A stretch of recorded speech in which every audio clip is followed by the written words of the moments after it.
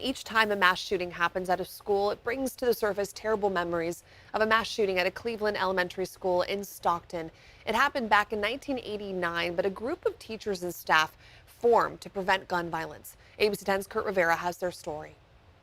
When news broke of a mass shooting at a school in Texas, to Judy Weldon, it was all too familiar. My mind instantly went to grief and tears began to flow. She was a second grade teacher that horrific day in 1989 when 5 kids ages 6 to 9 were killed.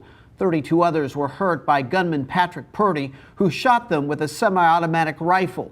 It brings us back. It doesn't just prick the wound, it explodes the wound all over again.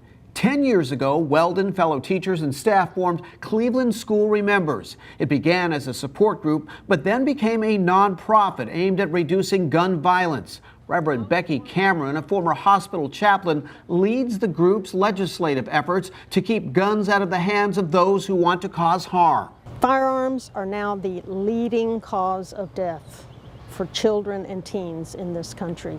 Think about that, the leading cause of death. Right now in California, like in Texas, you can be 18 and legally purchase a semi-automatic assault weapon. Legislation called Act 21 would raise the minimum age to 21 in California. But 3 years after that legislation was first introduced, nothing has changed. If it does pass, it would impact all 50 states on the federal level. What Weldon and her group want are universal background checks, a ban on assault weapons and ghost guns, and a day of action.